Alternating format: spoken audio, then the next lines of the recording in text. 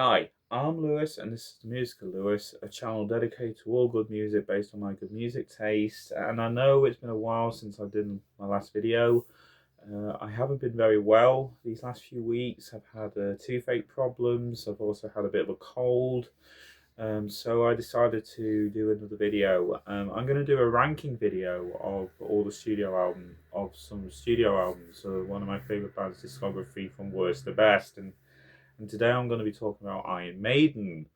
Um, Recently, I have collected more or less all of the other Iron Maiden albums from their older stuff right up to their newer stuff, and obviously due to Burning Ambition just come out, I managed to get the rest of the Iron Maiden albums um, to on CD.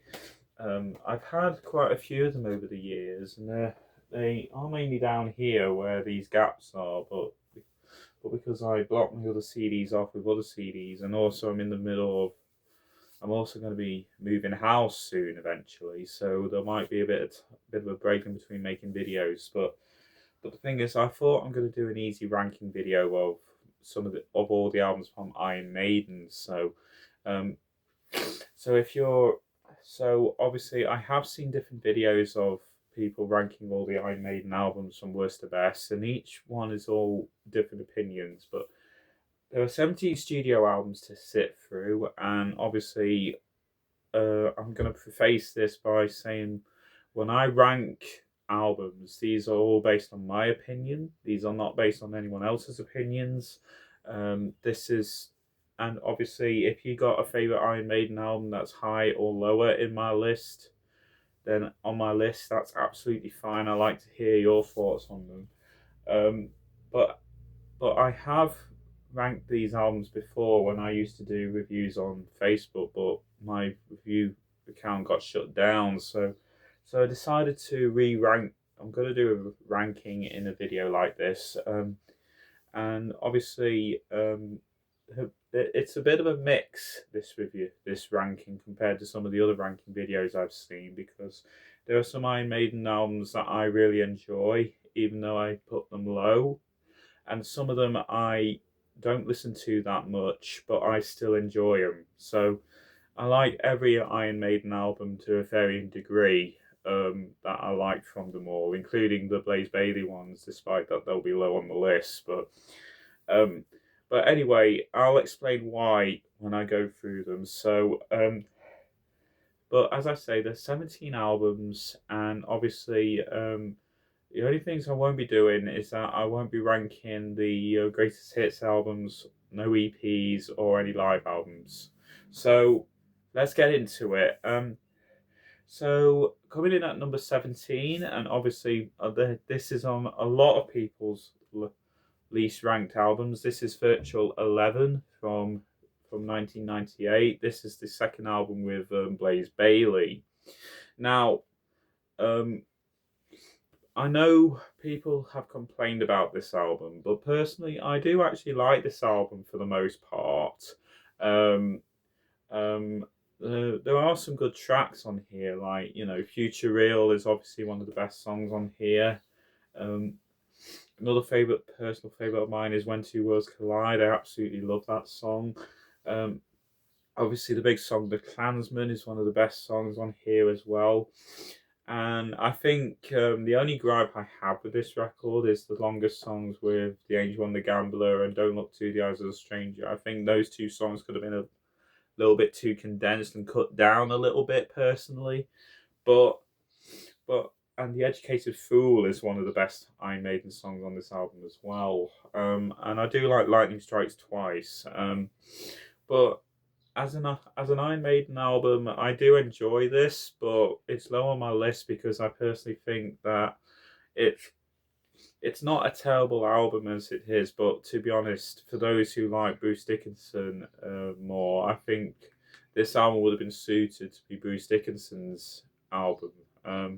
It's not terrible as people are saying it is, and to be honest, at this time when this album came out, people said that this is not one of the best albums that Iron Maiden have made, and I've got the other Blaze Bayley as well.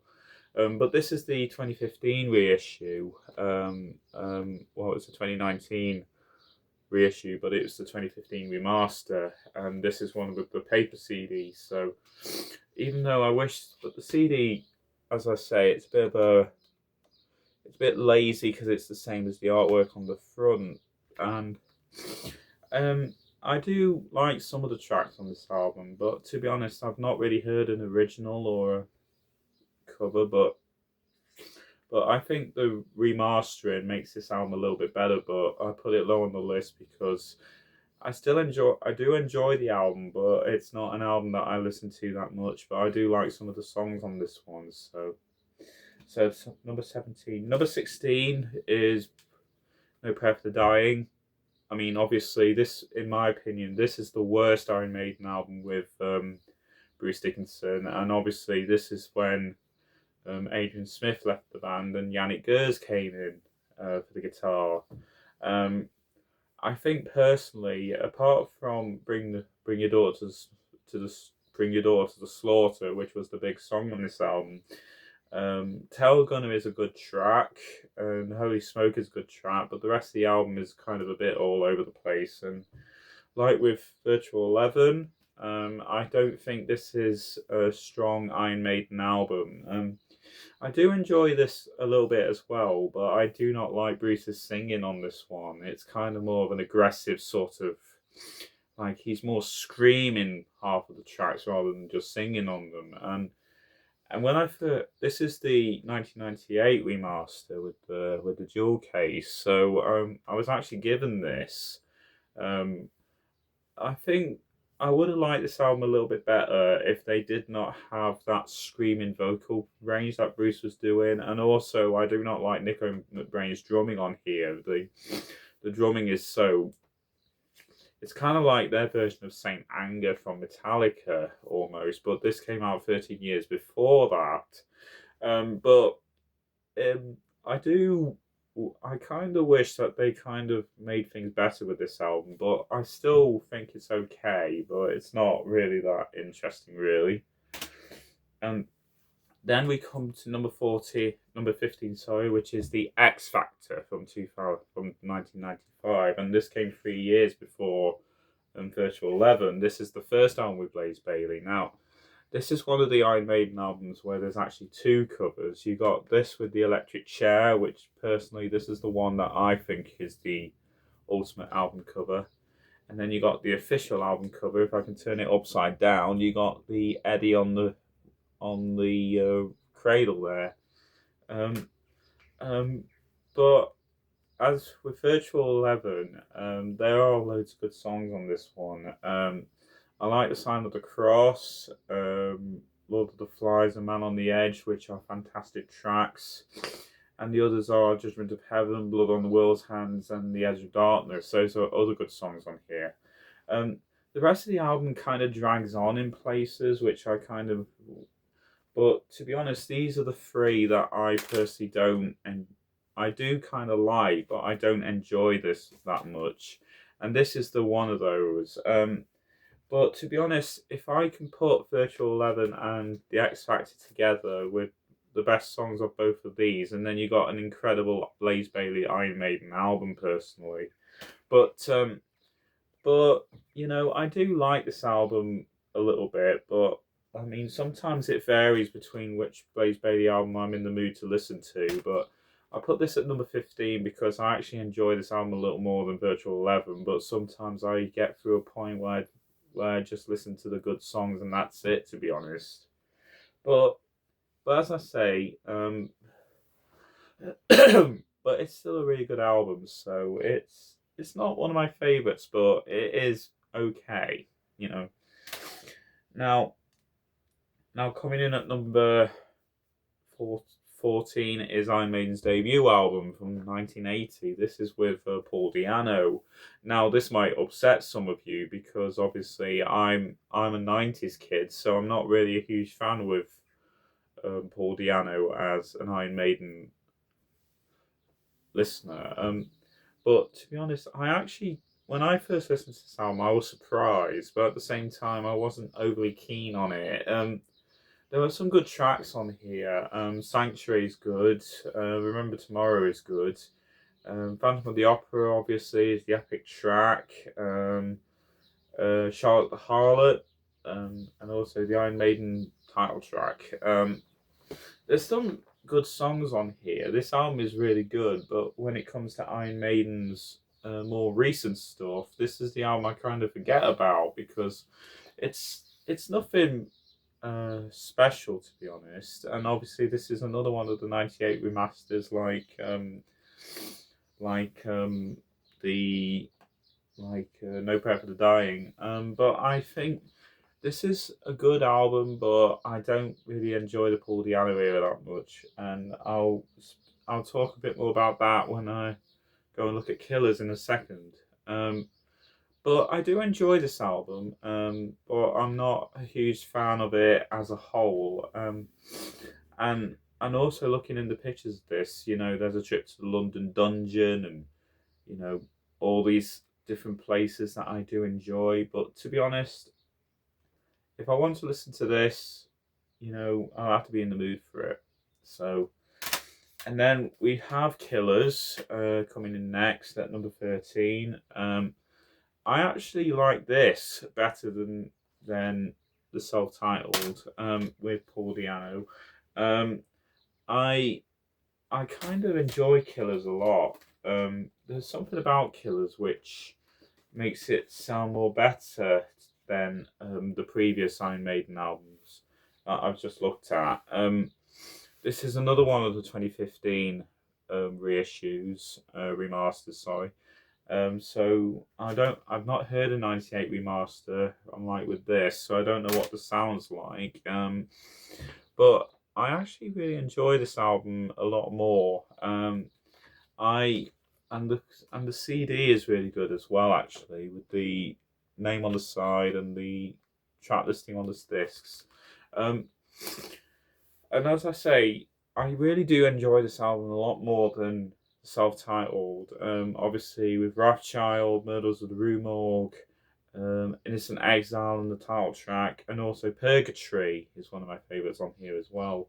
Um, um, I do, I kind of, but the problems I have with this one do kind of continue into this as well. But I actually put this album higher, um, and I think there's some good moments with the Paul Di'Anno albums, but I don't enjoy them as much as I do with Bruce Dickinson. So, but I do like them, but I just prefer Bruce Dickinson more.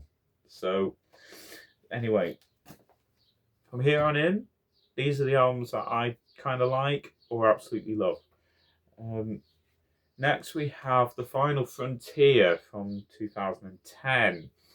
Now, this album is kind of an interesting one because this is number 12 on my list, and this is probably the weakest of the newest Iron Maiden stuff. I kind of personally, there are some good moments on this album, but there are some moments where where it gets a bit too long, and like with the X Factor. But there are some interesting moments in between this. Like, I love the title track with Satellite 15. Mother of Mercy is one of my favourites. Coming Home, The Alchemist, and also The Talisman and When the Wild Wind Blows. There are some really good moments on here. And also, I love how Iron Maiden have a bit more of a space rock theme on this, where, with all the experimentation and the interesting concepts that Iron Maiden were doing at this point. And I do like the cover a little bit because it's such an interesting cover. And I quite like this where they go because obviously we kind of thought that this was going to be the last Iron Maiden album, but obviously we got two more albums that came after this. But I actually really enjoyed this album, and to be honest, 2010 was kind of a strange year for Maiden, but it was really, really good. So number 12 for that. And this might shock some of you as well for this next pick, but number 11, Peace of Mind. Now, most people I put this album as their number one or in the top 10 for Iron Maiden. Um, Before Senjutsu came out, this was actually in the top 10, but it's kind of dropped down a bit because when I first listened to this album, I did enjoy it, but I wasn't overly warm with it after what came before it, Number of the Beast. But the album has grown on me actually, but I still put it at number 11 because there are some other Iron Maiden albums I still enjoy over this.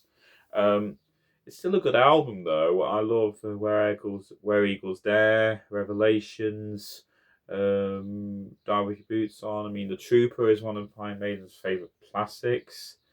Um, but after The Trooper, it does kind of drag a little bit for me, and then it gets better with To Tame a Land, which I do have this album on vinyl as well, and I think the vinyl sounds much better. But I'm not a huge fan of the CD of this. This is another 98 remaster, and the vinyl is the 2015 remaster, so there's a massive difference between the sound on this one. But I do like it, but I'm not a fan of it, so not big into it. Then we have Fear of the Dark, number 10. This is actually one of my favourite Iron Maiden albums of the 90s, and the last album to feature Bruce Dickinson before Blaze Bayley at the time. This is the 1998 remaster as well. And I do really like this album a lot, even though it's one of the most underrated ones. I love tracks like Be Quick or Be Dead, From Here to Eternity, Afraid to Choose Strangers is my personal favourite.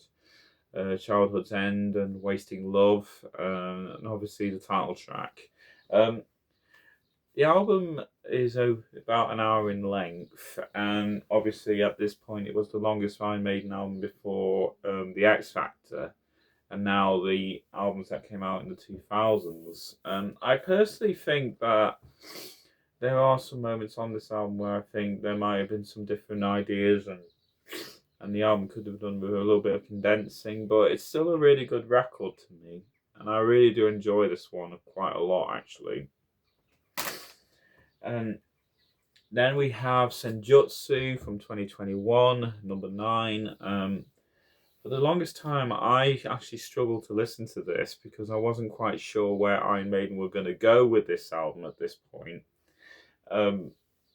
Because obviously for the longest time, I thought that there were some good moments on this album, but like with Fear of the Dark, there were some moments where it kind of lulled a little bit, and then it got better. And my favourites on this are Darkest Hour.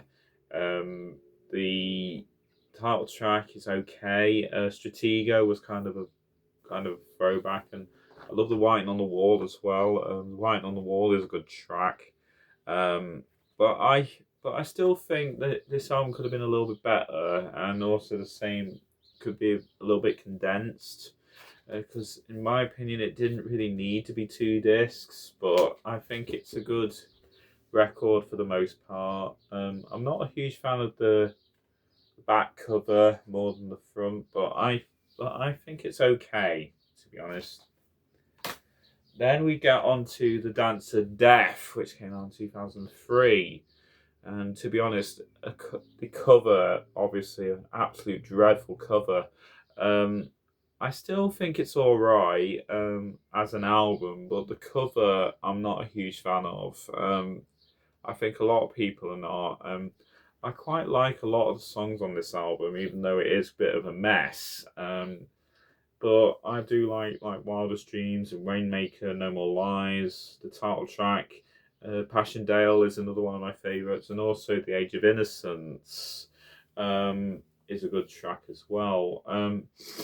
I think it's not, and with it being 68 minutes long, it doesn't feel as long as some of the other Iron Maiden albums do. But I think it's a good track. I actually like it.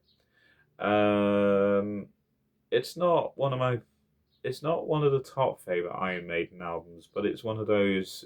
It's the original 2003 release, But I personally think I would have liked this album more. But I do understand why people don't like this album so much. But I still think it's one of the better ones, and it's one of the best albums they've put out. So, um, but I like it.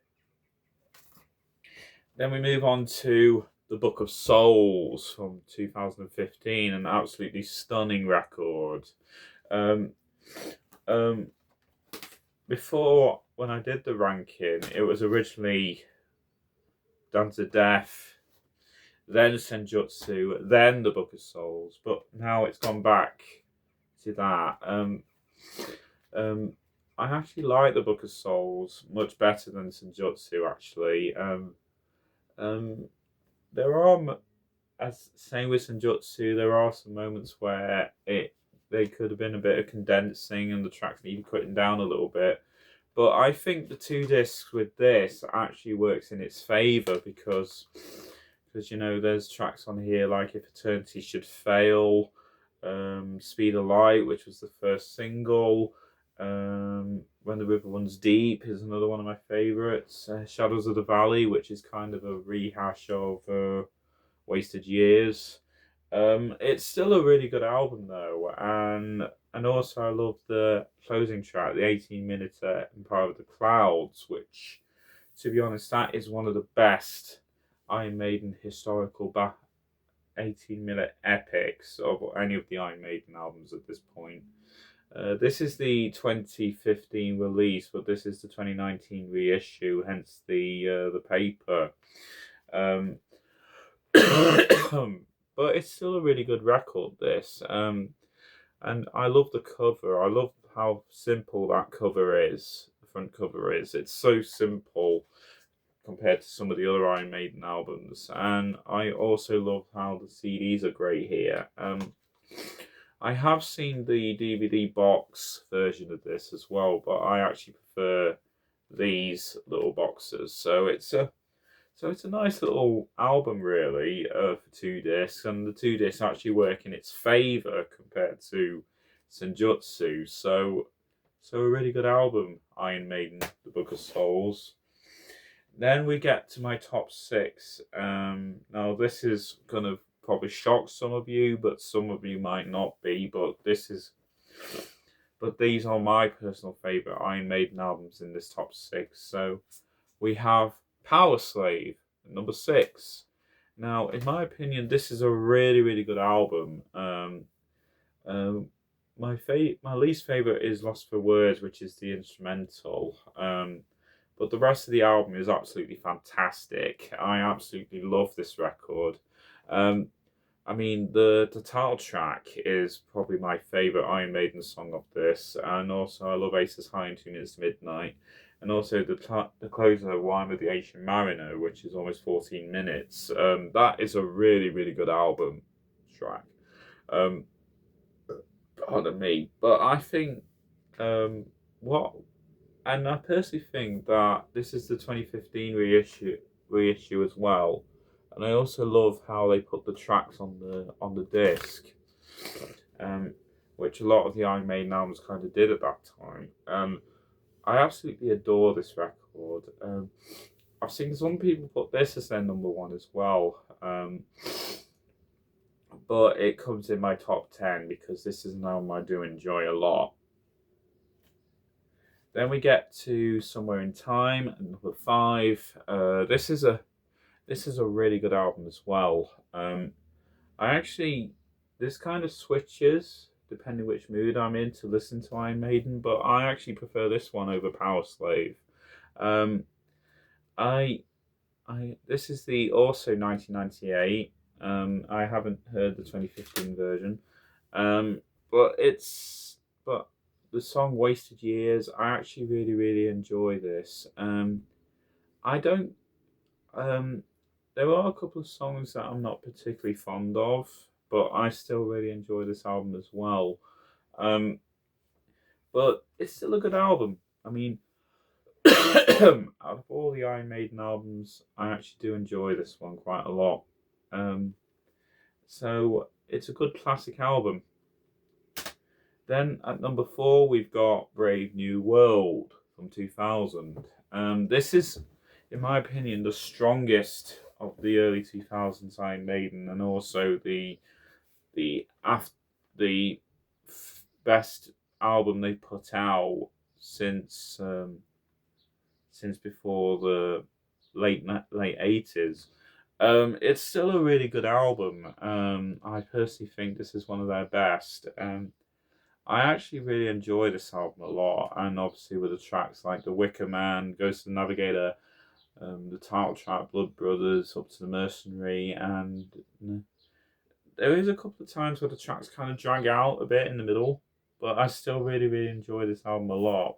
And considering how good this album is, um, 26 years old at the time of recording this, and I got the original 2000 disc, so it's another one I got an original of, along with Dance to Death and Final Frontier, and also Matter of Life and Death, but we'll get to that.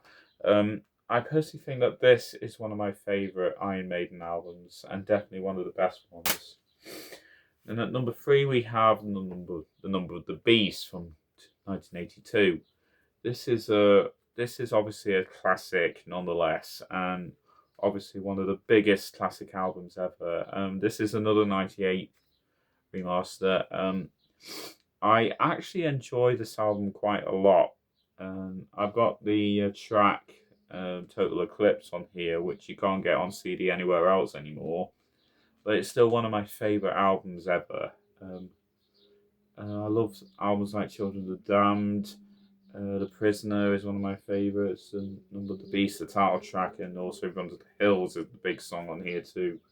And Hallowed Be My Name, the closing track, absolutely brilliant. It's one of my favourite classic Iron Maiden albums, and definitely worth listening to if you want to get into Iron Maiden firsthand. So definitely do pick this album up. Then we got at number 2 we have Seventh Son of a Seventh Son. Now this came out in 1988, so 6 years after Number of the Beast, and 2 years after Somewhere in Time. So they kind of progressed from Somewhere in Time on here with synth guitars and keyboards and stuff like that. And to be honest, I actually really enjoyed this album quite a lot, actually. Can I Play with Madness is one of the big songs on here. The Evil Men Do, and The Clairvoyant, of course. But the rest of the album is absolutely fantastic. I love this record to pieces. It's one of my favourite top Iron Maiden albums, and considering it came out in 1988, and obviously it still holds up even nearly 40 years. So it's really good, this one. And finally, at number 1, now this might shock a lot of you, but this is my number 1 favourite Iron Maiden album, Matter of Life and Death. Now, obviously, between the two eras, these would have been joint number 1 from both sides. But this is my number 1 favourite Iron Maiden album, and I can argue this to it till the end, because out of all of Iron Maiden's previous releases, I don't particularly think that this is one of the worst albums. Some people say that this is one of the worst Iron Maiden albums they've put out. But personally, I don't believe it. I don't agree with them. I personally think that this is a much better album than what people are giving it credit for. I love Different World. These Colours Don't Run. Brighter Than a Thousand Suns is one of my personal favourites on this album. There are some good moments, and obviously this album was recorded totally live rather than just tracked separately like some of the other Iron Maiden albums were. But I personally think that this is one of the best Iron Maiden albums. This is one of my personal favourite Iron Maidens. It's one of the best Iron Maiden albums I've ever listened to, along with Seventh Son and Number of the Beast. So I'm going to put A Matter of Life and Death as my number 1 favourite Iron Maiden album. Anyway, that's my ranking for Iron Maiden, the studio albums from worst to best. And as I said before, I don't hate every Iron Maiden album. There are loads of different Iron Maiden albums that I enjoy more than others, but I still really enjoy their music overall. So anyway, I'll see you soon for another video, and hopefully I'll be a bit more consistent with them, hopefully, but I'll see you again pretty soon. Goodbye for now.